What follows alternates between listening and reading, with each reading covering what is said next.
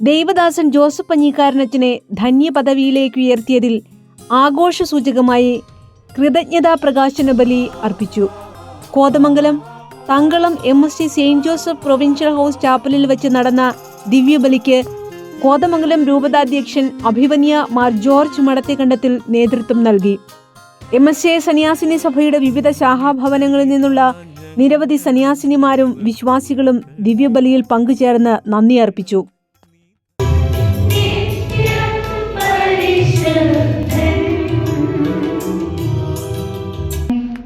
ജീവിതത്തിൽ നിന്നെ സ്വീകരിക്കുവാൻ ഞങ്ങളുടെ ഹൃദയങ്ങളെ ഒരുക്കണമെന്ന് ഞങ്ങൾ പ്രാർത്ഥിക്കുന്നു. പിതാവായ മാർ ജോർജ് മെത്രാനെയും മറ്റെല്ലാ മെത്രാന്മാരെയും ആത്മീയ നന്മകൾ നൽകി അനുഗ്രഹിക്കണമെന്ന് ഞങ്ങൾ പ്രാർത്ഥിക്കുന്നു.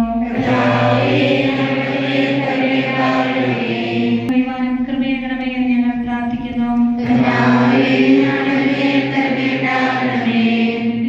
ഈശോയെ അങ്ങയുടെ ഇടയധർമ്മം വിശ്വസ്തയോടെ നിർവഹിച്ച് തന്നെ അനുഗ്രഹീത പൗരോഹിത്യ ശുശ്രൂഷയിലൂടെ അനേകരെ അങ്ങേ വചനത്തിലേക്കും അങ്ങേ ബലിപീഠത്തിലേക്കും നയിക്കുന്ന ഇന്നത്തെ ദിവസം ഈ കൃതജ്ഞതാബലിയിൽ മുഖ്യ കാർമ്മികത്വം വഹിക്കുന്ന ഞങ്ങളുടെ അഭിമന്യ മാർ ജോർജ് മടത്തേക്കണ്ടത്തിൽ പിതാവിനെ ഈ ബലിയിൽ സമർപ്പിച്ച് പ്രാർത്ഥിക്കുന്നു.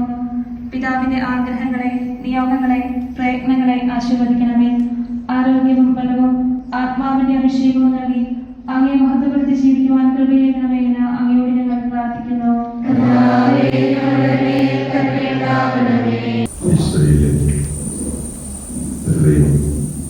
സ്നേഹമുള്ള സഹോദരി സഹോദരന്മാരെ, ഈ പ്രഭാതത്തില് ഏറെ സന്തോഷത്തോടും അഭിമാനത്തോടും കൂടിയാണ് നാം ഇന്ന് ഈ തിരുക്കർമ്മത്തിൽ പങ്കെടുക്കുന്നത്. ദേവദാസൻ പഞ്ഞിക്കാരനച്ചനെ ധന്യൻ പഞ്ഞിക്കാരനച്ചനായിട്ട് സഭ ഉയർത്തി വിശുദ്ധ നാമകരണത്തിന്റെ ഒരു പടി കൂടി കയറിയിരിക്കുന്നു. നമുക്ക് ദൈവത്തിന് നന്ദി പറയാം. ഇനി അടുത്തതായിട്ട് വാഴ്ത്തപ്പെട്ടവനായിട്ടാണ്, പിന്നീട് വിശുദ്ധനായിട്ട് നാമകരണം ചെയ്യപ്പെടണം. അങ്ങനെ പല തലങ്ങളിൽ ആണ് ഈ നാമകരണ പ്രക്രിയ നടക്കുന്നത്. കുട്ടികൾക്ക് അറിയില്ലാത്തതെന്ന് പറയുകയാണ്. ആദ്യം ദേവദാസനായി, അത് ദേവദാസനെ വിളിക്കുന്നത് രൂപതയിലെ ഈ നാമകരണ നടപടികൾ ആരംഭിക്കുമ്പോഴാണ്.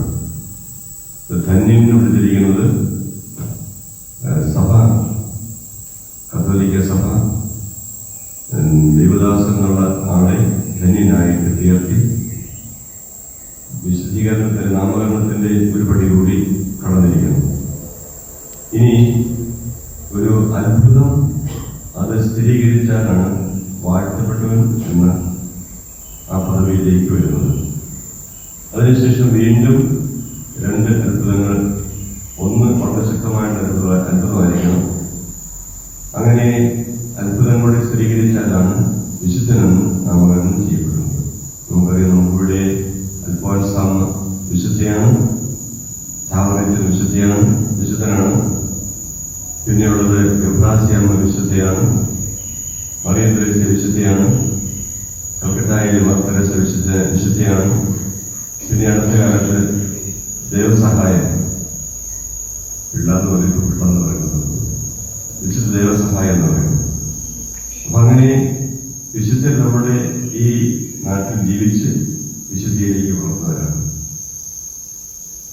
പഞ്ഞിക്കാരനച്ചനും ഈ നാട്ടിൽ ജീവിച്ച് നമ്മുടെ ഈ പ്രദേശത്തൊക്കെ പ്രവർത്തിച്ച് ശുശ്രൂഷിച്ച് വിശുദ്ധിയിലേക്ക് നാമകരണം ചെയ്യപ്പെട്ട വ്യക്തിയാണ്. നമ്മളും വിശുദ്ധരാണ്, നാമകരണം ചെയ്യപ്പെട്ടില്ലെന്നേ ഉള്ളൂ. കുറെ കഴിയുമ്പോഴെങ്കിൽ അങ്ങനെ ഉണ്ടാകാം. നമ്മുടെ ജീവിത സാഹചര്യത്തിൽ എങ്ങനെയാണ് വിശുദ്ധിയിലേക്ക് വളർന്നതെന്ന് ചോദിച്ചാൽ, ഇന്നത്തെ വായനകളിൽ നമ്മൾ ശ്രമിക്കുകയുണ്ടായി. പൗലോസ്ലീഹ പറയുന്നത്, സുവിശേഷം പ്രഘോഷിക്കുക എന്നുള്ള എന്റെ ദൗത്യം അത് ഞാൻ എന്റെ ശാരീരിക ആസ്വാസ്ഥ്യമുള്ളപ്പോഴും തുടർന്നുകൊണ്ട് പോകുന്നു. സുവിശേഷം പ്രഘോഷിച്ച് ദൈവത്തിന്റെ വചനം അനേകർക്ക് പങ്കുവയ്ക്കുക എന്നുള്ള ആ ദൗത്യമാണ്. സുവിശേഷം നാം ശ്രമിച്ചത് കർത്താവ് സ്നാനം നൽകി എന്ന് പറയുന്നു, പക്ഷേ കർത്താവിനെ കൊടുത്തെന്ന് പറഞ്ഞു. ലേഖന്മാരാണ്. ഈ സ്നാപയോഹന്നാൻ അനേകർക്ക് മാമോദിസ കൊടുത്തു. അത് ജലത്താലുള്ള മാമോദിസയായിരുന്നത്.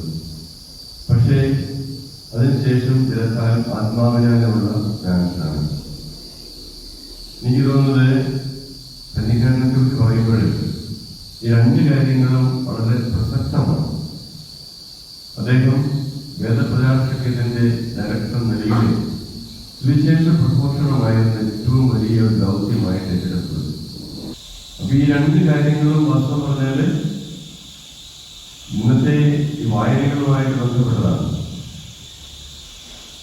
കന്യകാരനച്ഛൻ ഈ രണ്ട് കാര്യങ്ങളും തന്റെ ജീവിതത്തിന്റെ അവസാനം വരെ ലോകിച്ച വ്യക്തിയാണ്.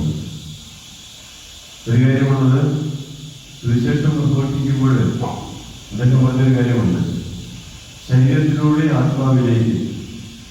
സുവിശേഷം പ്രഘോഷിച്ചപ്പോൾ അദ്ദേഹത്തിന് തോന്നിയൊരു കാര്യം, അനേകം പേര് രോഗികളായിട്ടുള്ളവരുണ്ട്, ദരിദ്രരായിട്ടുള്ളവരുണ്ട്, ജീവിക്കാൻ സാധിക്കാതെ പാവപ്പെട്ട മനുഷ്യർ അനേകം പേരുണ്ട്. അവരിലേക്ക് ഇറങ്ങിച്ചെന്ന് അവരുടെ ജീവിതാവസ്ഥയെ ഉയർത്തുവാൻ വേണ്ടിയിട്ട് ശ്രദ്ധിച്ചു എന്നുള്ളതാണ്. അതുകൊണ്ടാണ് ആസ്പത്രികളെ സ്ഥാപിക്കുവാനായിട്ട് അദ്ദേഹത്തിന് മുൻകൈയെടുത്ത് അദ്ദേഹം അക്കാര്യങ്ങൾ ചെയ്തത്. UC hospital, little flower hospital, അതോടൊപ്പം തന്നെ കർമ്മൂരി ഹോസ്പിറ്റലൊക്കെ അദ്ദേഹത്തിന്റെ പ്രവർത്തനപരമായി തുടങ്ങിയെന്ന് നമുക്കറിയാം. അതുപോലെ തന്നെ MSJ സന്യാസിനി സമൂഹം 1944 ആരംഭിക്കുന്നു.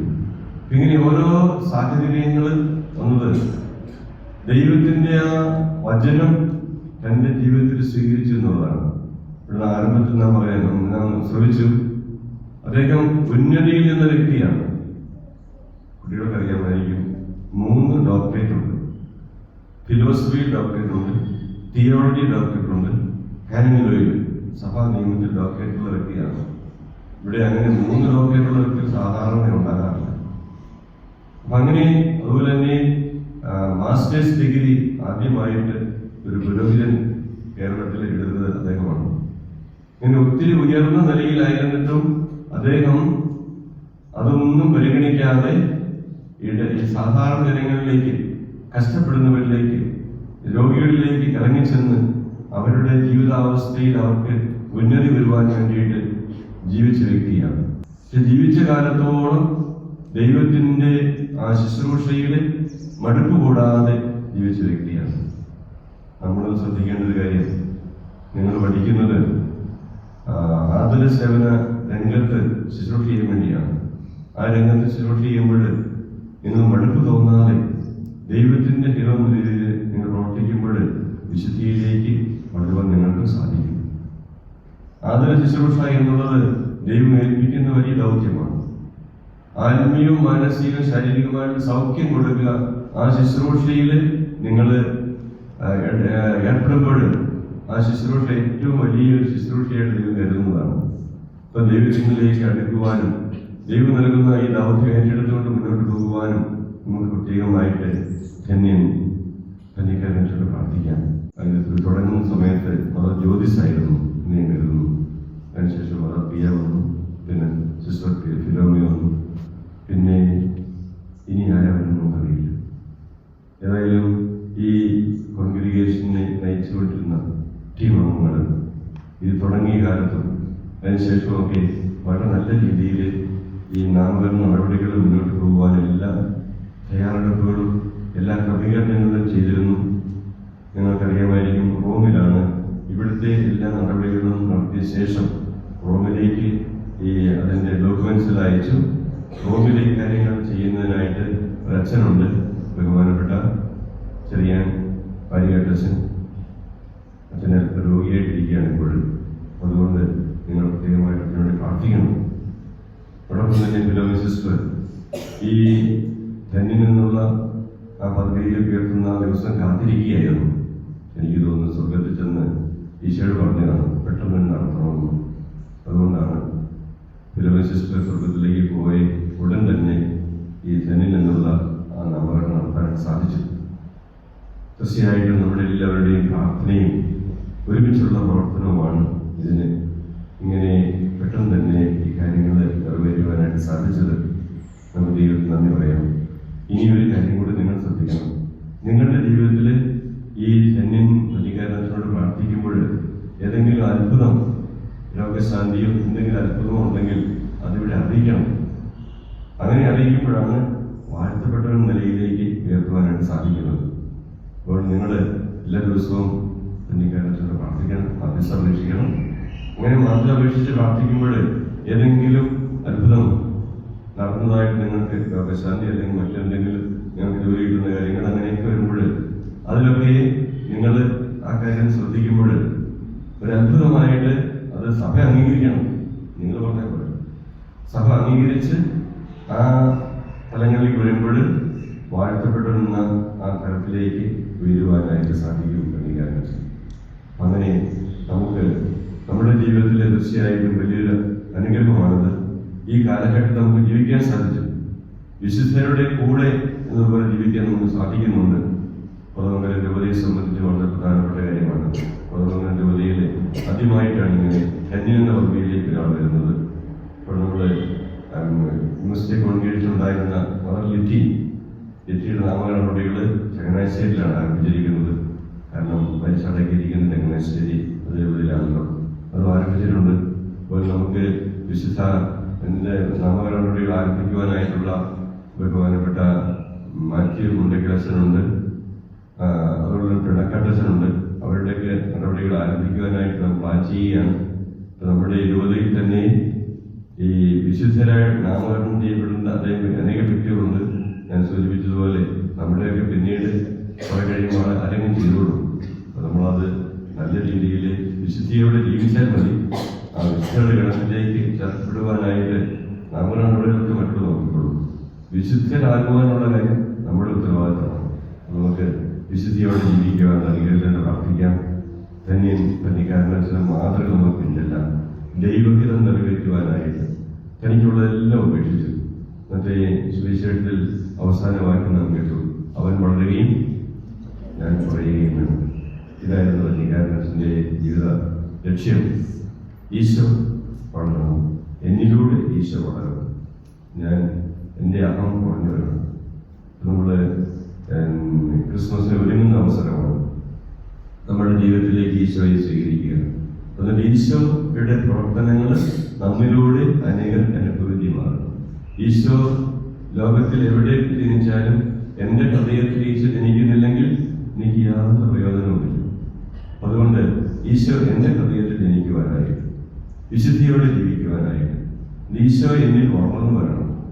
ഈശോയുടെ സംസാരവും പെരുമാറ്റവും ജീവിതരീതിയും എന്നിലൂടെ അനേകർക്ക് അനുഭവമാകണം. അതിന് സാധിക്കട്ടെ എന്ന് പ്രത്യേകമായിട്ട് പ്രാർത്ഥിക്കാം. ഈ നാമനടപടിക്കായിട്ട് അധ്വാനിച്ച അനേകം പേരുണ്ട്. സിസ്റ്റേഴ്സ് ഉണ്ട്, വൈദികരുണ്ട്, ആത്മീയരുണ്ട്, അതുപോലെ വത്തിക്കാൻ്റെ കുടുംബാംഗങ്ങളുണ്ട്. അവരൊക്കെ ഏറെ സഹകരിച്ച വ്യക്തികളാണ്. അവരൊക്കെ നമ്മൾ നന്ദിപൂർവ്വം ഓർക്കാം. ഇനിയും വാഴ്ത്തപ്പെട്ടിരുന്ന തലത്തിലേക്ക് ഉയരുവാനായിട്ട് അധികം താമസിക്കാതെ ഉയരുവാനായിട്ടുള്ള അനുകൂലമായ സാഹചര്യം ദൈവം തരട്ടെ എന്ന് നമുക്ക് പ്രത്യേകമായി പ്രാർത്ഥിക്കാം. ഇന്ന് ഒരു പ്രാർത്ഥന നമ്മൾ കുർബാനയ്ക്ക് ശേഷം പ്രാർത്ഥന ചെല്ലുന്നുണ്ട്. അത് നാമകരണത്തിനുള്ള ജപമായിട്ടാണ് ചെല്ലുന്നത്. നിങ്ങൾക്ക് ഈ പഠനം കിട്ടുന്നുണ്ടാവും. അപ്പോൾ നിങ്ങൾ എല്ലാ ദിവസവും ഇത് പ്രാർത്ഥിക്കണം. അങ്ങനെ പ്രാർത്ഥിക്കുമ്പോൾ നിങ്ങൾക്ക് ഒത്തിരിയേറെ നന്മയും അനുഗ്രഹം ലഭിക്കും. ഞാൻ സാധിക്കട്ടെ എന്ന് നമുക്ക് പ്രാർത്ഥിക്കാം. ദൈവം നമ്മെ സമർത്ഥമായി അനുഗ്രഹിക്കട്ടെ. പിതാവിൻ്റെയും പുത്രൻ്റെയും പരിശുദ്ധാത്മാവിൻ്റെയും നാമത്തിൽ ആമേൻ.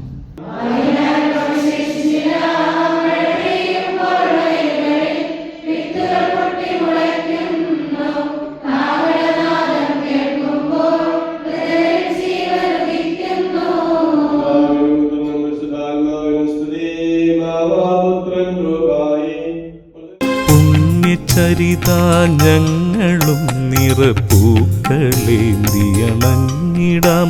നീ ധന്യമാക്കിയ ജീവിതം കണ്ടു മോദം വാഴ്ത്തിടാം. പുണ്യചരിതാഞങ്ങളും നിറപ്പൂ